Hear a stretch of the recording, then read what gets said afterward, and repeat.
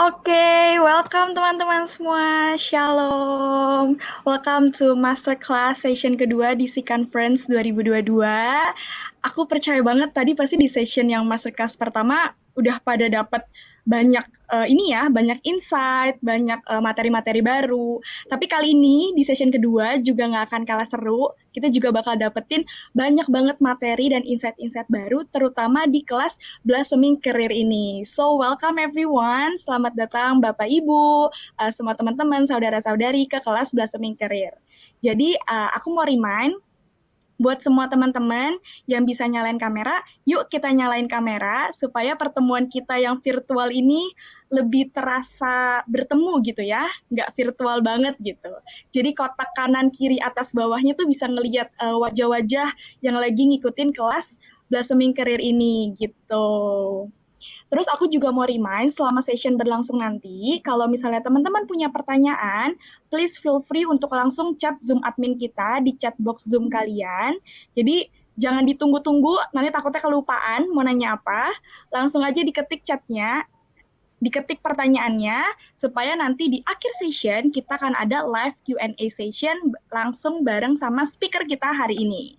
Nah, ngomong-ngomong soal session hari ini, banyak banget sih hal-hal yang menurut aku bakal teman-teman dapetin di session kali ini. Terutama pastinya soal soft skill. Gimana caranya kita ningkatin soft skill kita, baik buat kita secara individu maupun buat kita tingkatin di karir kita sendiri.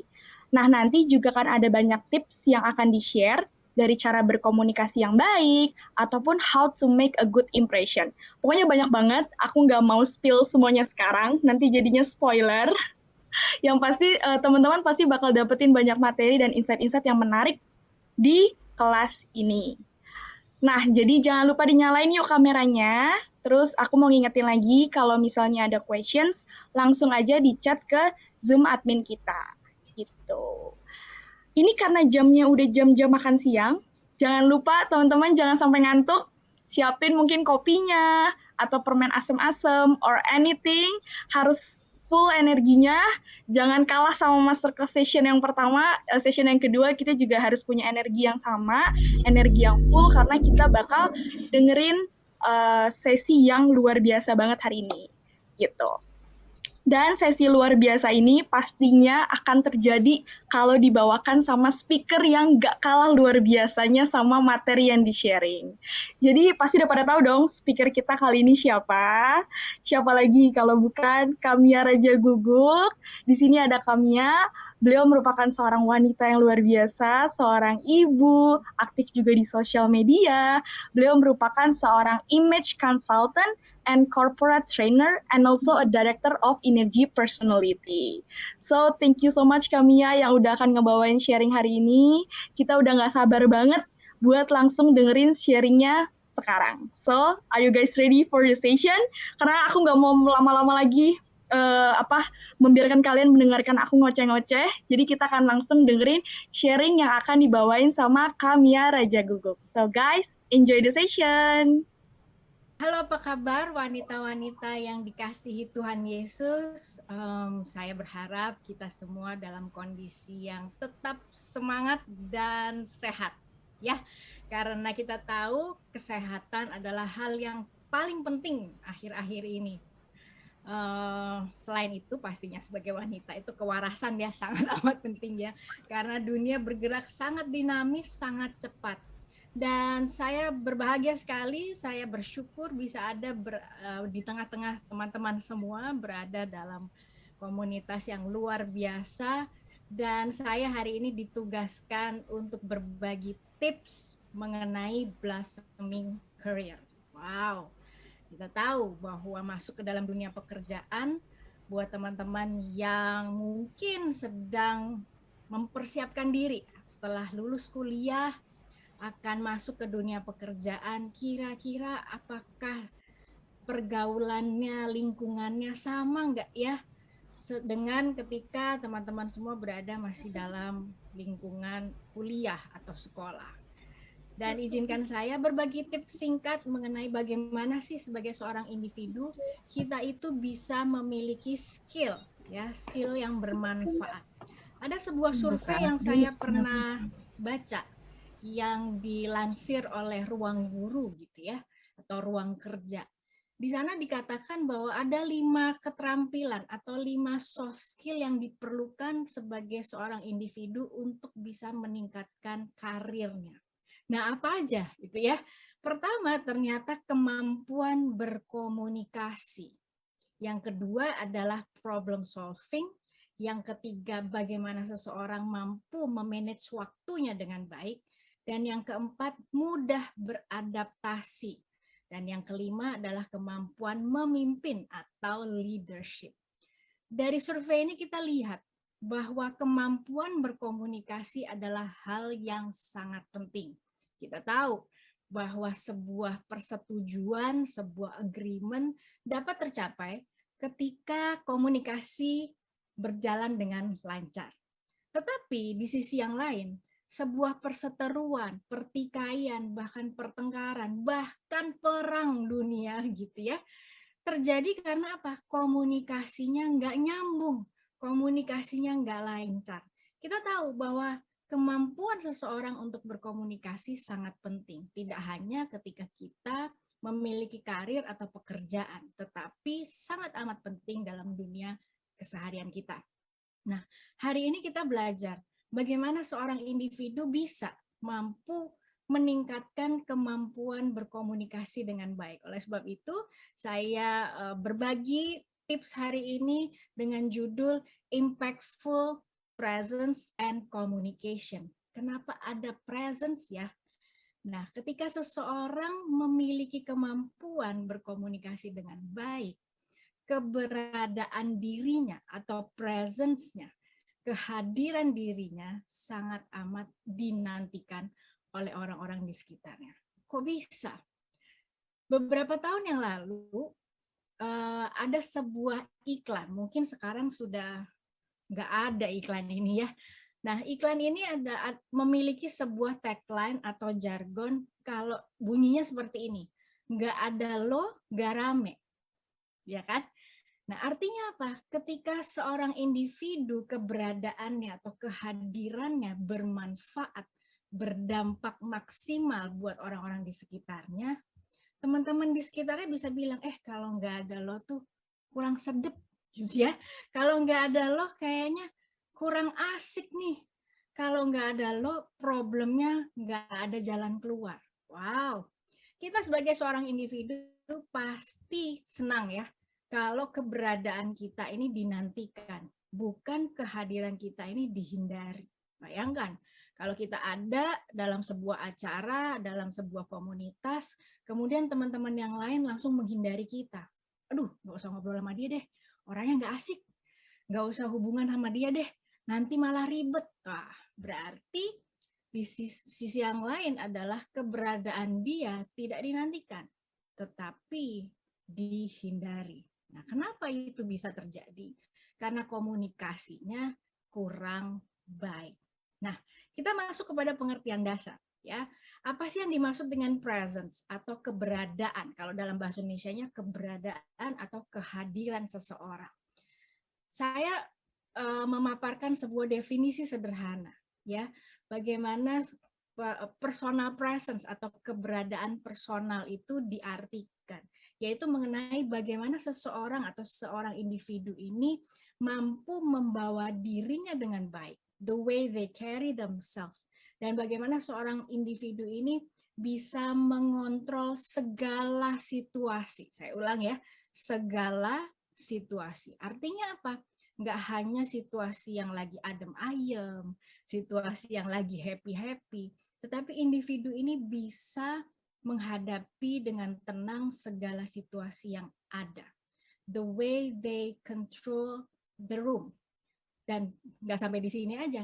Pengertian dari personal presence atau impactful presence itu adalah bagaimana seorang individu mampu memanage their impression atau impresi yang terbaik kepada sekitarnya dan bahkan mampu berkomunikasi atau mengkomunikasikan sesuatu yang positif baik secara verbal maupun nonverbal.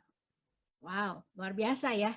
Ketika kehadiran seseorang bisa dirasakan bisa dinantikan, bahkan tidak hanya dirasakan dan dinantikan, tetapi berdampak yang positif oleh orang-orang di sekitarnya, kepada orang-orang di sekitarnya, berarti keberadaannya sangat amat berdampak. Dia sangat amat memiliki impactful presence. Nah, dari pengertian tadi yang saya sampaikan, ada beberapa skill yang kalau saya simpulkan, apa saja sih yang harus dimiliki supaya setiap kita memiliki impactful presence yang baik.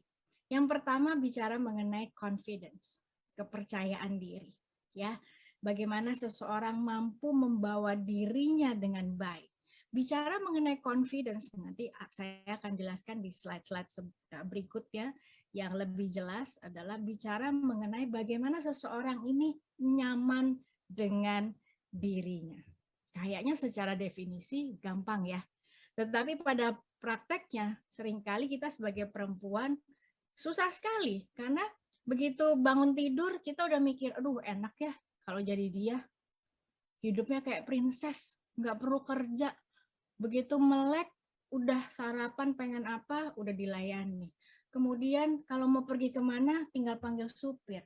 Kemana-mana kayaknya hidupnya gampang. Padahal kita baru bangun pagi tuh, ya. Tetapi pikiran kita penuh dengan membandingkan diri kita dengan orang lain. Kembali kepada pengertian impactful presence. Seseorang yang punya rasa percaya diri, rasa aman dengan dirinya, rasa nyaman dengan dirinya. Kemudian keterampilan yang kedua yang harus dimiliki adalah composure. Composure bicara membawa diri dengan tenang di berbagai situasi. Membawa diri dengan tenang kalau situasinya baik-baik saja pasti mudah. Ya kan? Apalagi dalam dunia pekerjaan, saling sikut menyikut, ya, kompetisi pasti akan dihadapi. Tapi bagaimana seorang individu karena punya percaya diri, dia tahu kemampuannya, dia yakin apa yang dia bisa. Dia nggak sibuk membandingkan dirinya dengan orang lain. Sehingga ketika dia menghadapi segala situasi, dia bisa menghadapi dengan tenang. Kemudian, keterampilan yang ketiga adalah mampu mengelola impresi dengan baik. Ketika keadaan baik-baik aja, nggak ada masalah. Sangat amat mudah kita sebagai seorang perempuan tampil cantik, senyum ramah, ya, kita nyapa semua orang dengan baik dan lain sebagainya. Mampu mengelola impresi. Bagaimana menampilkan diri kita yang terbaik, versi terbaik. Tetapi pada saat situasi nggak baik-baik aja, pertanyaannya, masih bisa nggak senyum sama orang lain dengan ramah? Masih bisa saling nyapa nggak? Masih bisa saling nanya, apa kabar kamu? Mungkin sebagian dari kita berpikir, kok nanya orang kabar? Kabar aku aja nggak ada yang nanyain, gitu ya. Kok kita berdoa supaya orang lain baik-baik aja, kabar aku aja nggak baik-baik aja. Nah, tetapi kembali lagi, sebagai seseorang yang punya impactful presence yang baik, yang kuat, dia mampu memanage atau mengatur impresi yang terbaik yang dia bisa. Keterampilan yang keempat adalah bisa berkomunikasi yang berdampak, baik verbal maupun non-verbal. Verbal bicara mengenai kata-kata yang diucapkan, pemilihan kata yang tepat. Non-verbal bicara mengenai body language, ekspresi wajah, intonasi, volume, kejelasan kata-kata, dan lain sebagainya. Apakah ketika kita berkomunikasi, pesannya baik, tetapi cara menyampaikannya kurang baik, sehingga pesan yang terdengar menjadi kurang baik. Ada lelucon nih, ya, internal joke sebenarnya. Karena saya menikah dengan orang Batak, gitu ya, sementara saya seorang Jawa. Ada lelucon yang mengatakan begini, katanya kalau orang Batak menyatakan cinta itu bilangnya gini, aku cinta padamu, ada pertanyaan. Begitu saya diceritain itu, kayaknya sih pacarnya takut ya, mau nanya apa kalau nanyanya begitu. Padahal dia sedang menyampaikan cintanya, rasa kasih sayangnya. Tetapi kalau diiringi dengan intonasi yang tinggi, intonasi yang kurang tepat, membuat orang lain jadi nggak nyaman. Sebentar bang, situ mau menyatakan cinta atau mau ngajak berantem. Nah, seringkali kesalahan-kesalahan itu yang secara tidak sadar kita lakukan, baik dalam dunia keseharian kita maupun dalam dunia pekerjaan kita. Kita merasa niat saya baik kok ngomongnya, tetapi intonasi yang kita gunakan seringkali kurang tepat.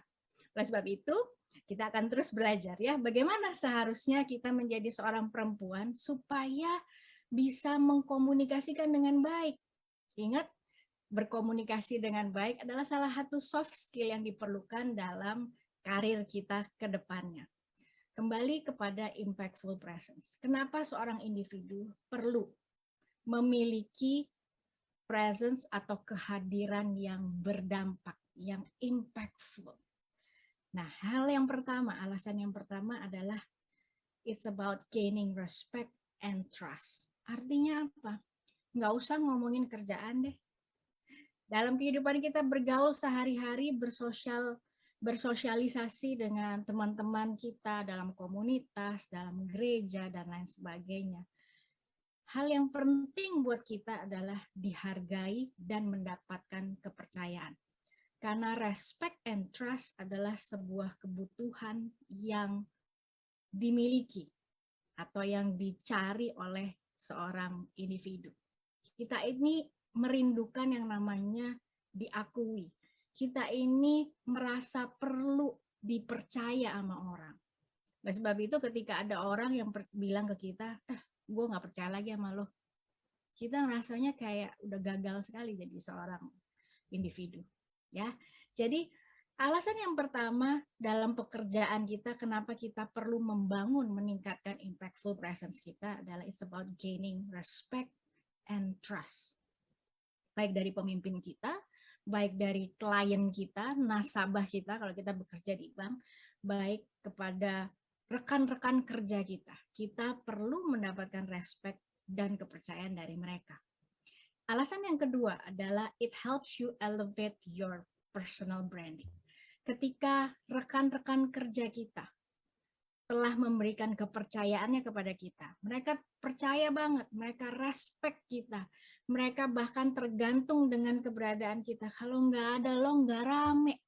Kalau meeting nggak ada kamu, waduh lama nih. Kalau ada kamu, pasti dapat jalan keluar. Wow, sebuah situasi yang kita idam-idamkan kan? Nah, ketika rekan-rekan kerja, ketika orang-orang yang dekat dengan kita ini mengakui keberadaan kita, pasti personal branding atau merek diri kita akan meningkat. Karena apalagi kalau kita terjun dalam atau misalnya dari lulus kuliah baru akan masuk dalam dunia pekerjaan atau kita berencana untuk pindah kerjaan, mencari kesempatan yang lebih baik. Ya, biasanya kita dapat kerjaan itu referensi dari teman. Kamu mesti kontak dia. Dia marketing yang jago. Dia marketing top banget. Dia orang yang menyenangkan. Dia orang yang very helpful.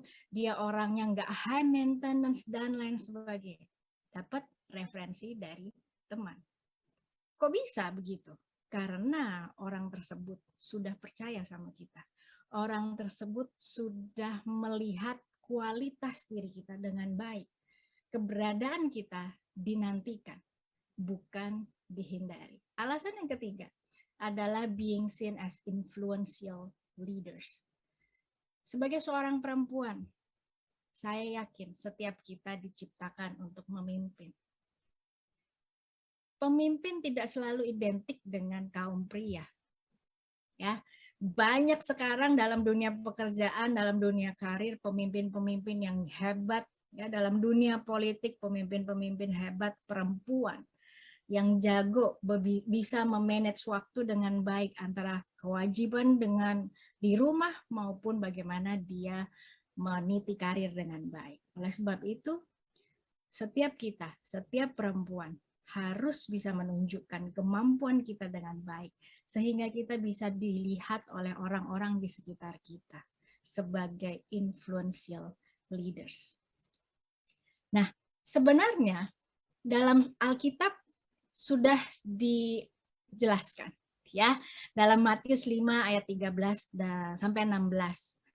Berkata bahwa di sini dijelaskan mengenai menjadi garam dan terang dunia. Menjadi garam dunia dan terang dunia bicara mengenai impactful atau influence, pengaruh dan berdampak. Ya, menjadi garam, kita kalau makan nggak ada garam kayaknya kurang sedap ya. Jadi kita cari garam supaya lebih sedap. Bicara mengenai dampak, bicara mengenai pengaruh. Firman Tuhan di Matius 5 ayat 16 disampaikan juga, demikianlah hendaknya terangmu bercahaya di depan orang, supaya mereka melihat perbuatanmu yang baik dan memuliakan Bapamu yang di surga. Ujung-ujungnya apa yang kita lakukan adalah untuk memuliakan Tuhan kita, untuk membawa kemuliaan Tuhan kita. Ya, jadi bagaimana caranya supaya setiap kita dalam meniti karir, dalam bekerja, kita bisa menjadi seseorang yang berdampak. Nah, ada 4 pilar yang saya ingin perkenalkan, dan ini frameworknya sangat mudah, ya, dengan disingkat AABC. Bicara mengenai apa? A yang pertama bicara mengenai awareness.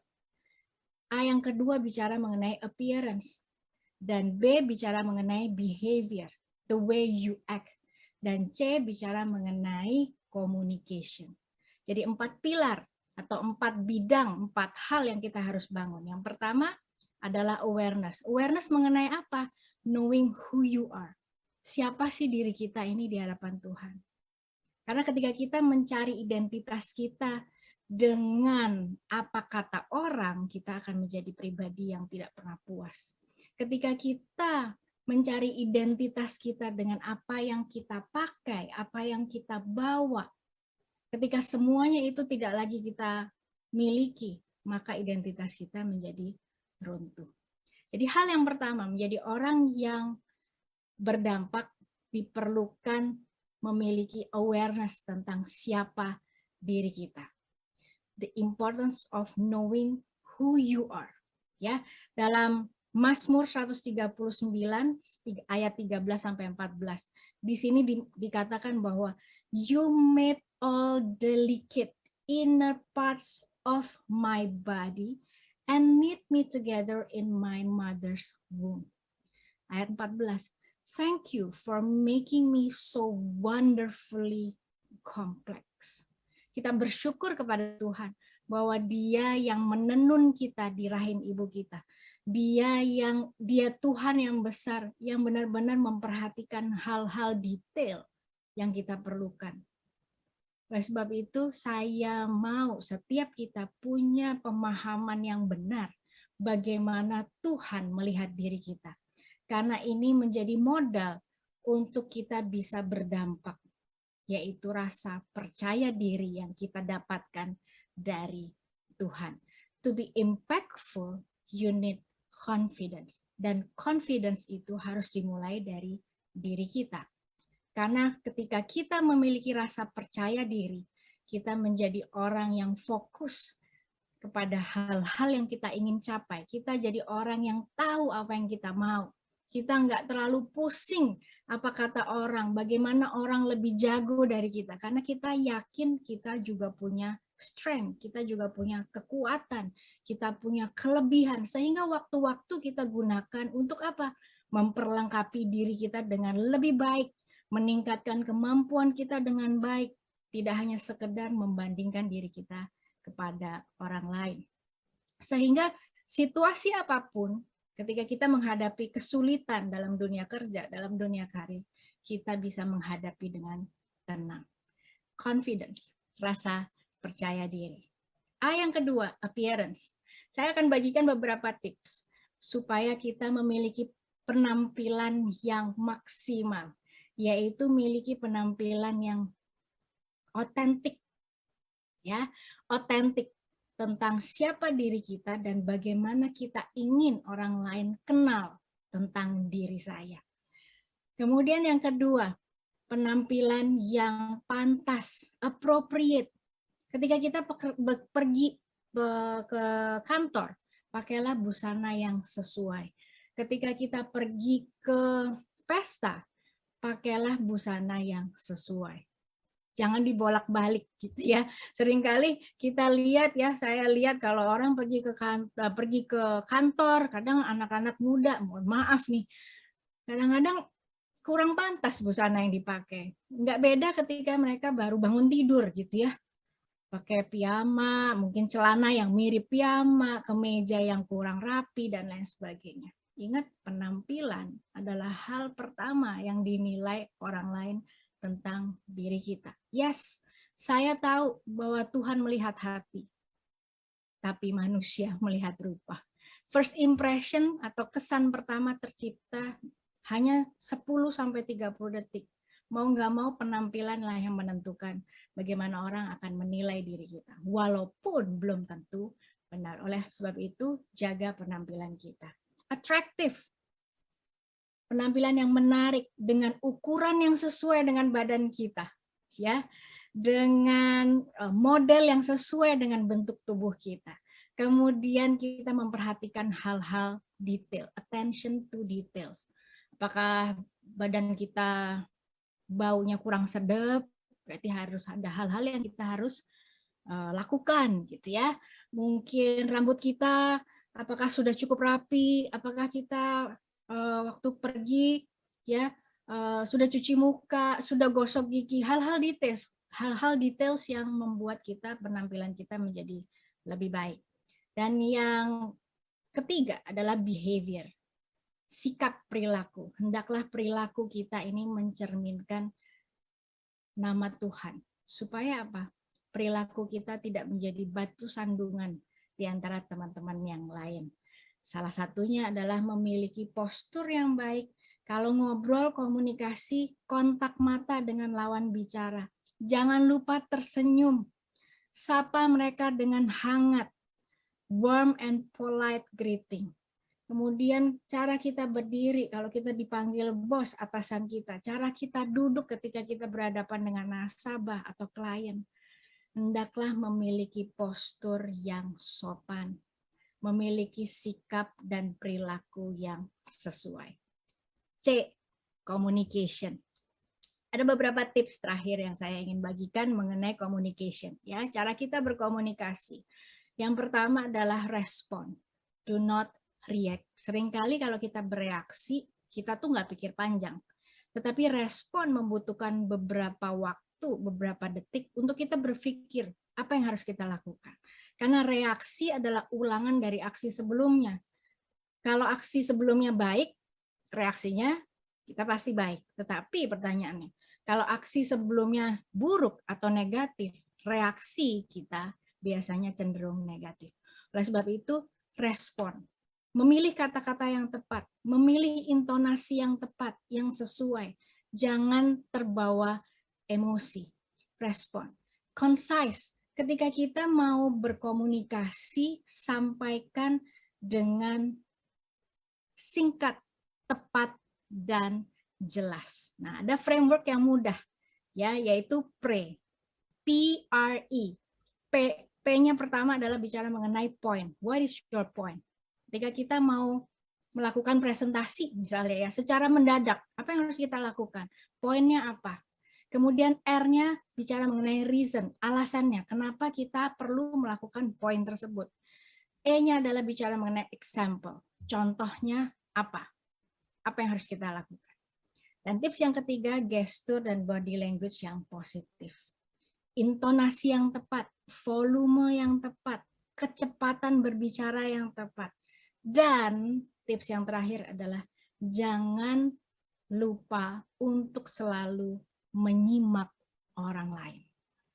Ya, menyimak atau mendengarkan orang lain adalah kemampuan berkomunikasi yang penting. Komunikator yang baik tidak hanya bicara mengenai orang yang pintar bicara, tetapi orang yang mau dan pandai menyimak orang lain. Akhir kata, the key difference between impressing and impacting is a change life. Oleh sebab itu, judul saya hari ini adalah Impactful Presence. Tidak hanya sekedar impressing, presence. Tidak hanya sekedar kehadiran kita mengesankan, dipuji banyak orang, tetapi keberadaan kita berdampak untuk mengubahkan kehidupan orang-orang di sekitar kita. Saya berharap setiap perempuan yang hadir di sini, setiap wanita, setiap teman-teman saya, saudara-saudara perempuan saya yang hadir di sini, mendapatkan banyak hal untuk bisa meningkatkan karir dan ujung-ujungnya memuliakan nama Tuhan. Tuhan berkati. Wow, such a great session. Kita jadi belajar banget ya teman-teman soal impactful presence. Thank you banget Kamia udah bawain materi sharingnya di Blossoming Career kali ini. Thank you so much. Aku sih berasa banget sih dapat banget banyak hal yang kayak pengen buru-buru aku aplikasiin ke kehidupan aku sehari-hari, ke diri aku gitu. Dan aku percaya teman-teman juga sama. Ayo kita kasih reactionnya biar menunjukkan kalau misalnya teman-teman juga dapat loh banyak hal lewat materi hari ini. Nah, sekarang kita mau lanjut ke Q&A session. Di sini juga langsung udah ada Kamia yang akan jawabin pertanyaan-pertanyaan yang udah masuk dari teman-teman. Nah, ini karena waktu kita yang terbatas, jadi mungkin akan dibatasi pertanyaannya ya, Kak. Karena ini waktunya terbatas, saya pertanyaannya banyak gitu. Jadi kita akan memilih beberapa pertanyaan saja. Nah, yang pertama, ada nggak sih Kak tips untuk boost our confidence gitu? Karena kan mungkin nggak semua dari kita terlahir dengan orang yang jadi wanita tuh percaya diri banget dan segala macam. Dari kami ada nggak Kak tips-tips untuk kita meningkatkan kepercayaan diri kita? Oke, percaya diri ya itu. Apakah suara saya cukup terdengar jelas? Cukup terdengar jelas Kak, aman. Oke, cek dulu. Nah, confidence itu isu yang hampir setiap hari, setiap perempuan struggling with ya. Maksudnya dalam arti setiap hari itu kita selalu punya kesempatan untuk nggak merasa pede sebenarnya.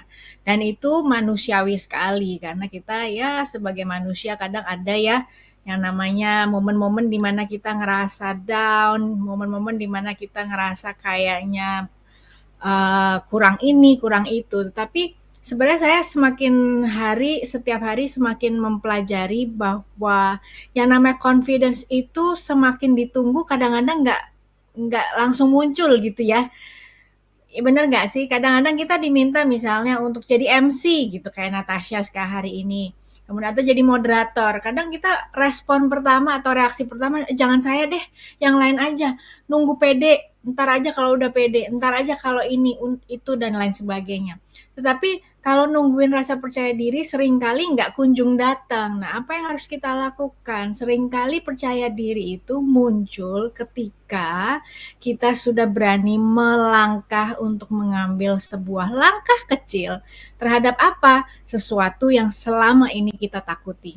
Contoh, ngomong di depan umum, nunggu pede nggak datang-datang nih ya. Jadi ambil aja kesempatan, begitu kita diminta, kita iyain dulu. Nah, begitu kita apa yang harus terjadi setelah itu? Persiapan. Ya, persiapan. Momen-momen sebelum naik ke atas panggung, momen-momen sebelum kita jadi MC, moderator atau apapun itu yang kita takutkan, kadang-kadang memang bikin bikin rasa deg-degan yang aduh dan lain sebagainya. Tetapi coba lihat, ketika kita berhasil conquering atau berhasil memanage rasa takut itu dengan baik, setelahnya kita akan ngerasa gini, oh ternyata gue bisa ya. Ternyata saya bisa loh, walaupun belum sempurna.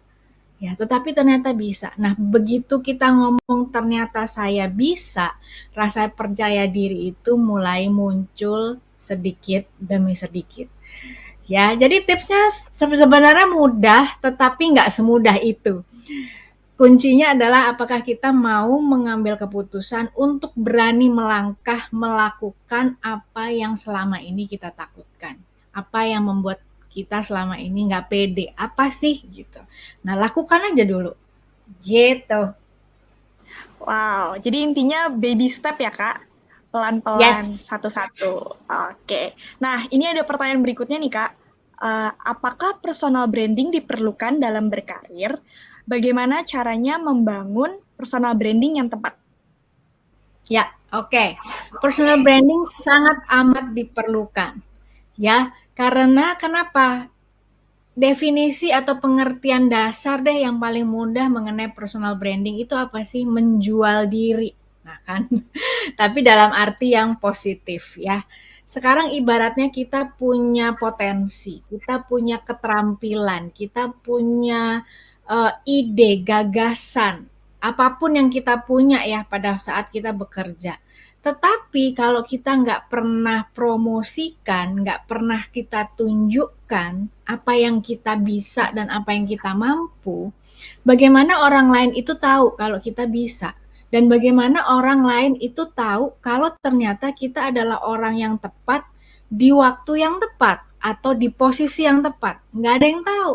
Jadi kita nggak bisa gini, oh ya udah yang penting aku kerja aja, yang penting aku bisa. Tapi teman sebelahnya, atasannya ngerti nggak kalau kita bisa? Nah, ketika kita membangun personal branding bukan berarti mencari perhatian.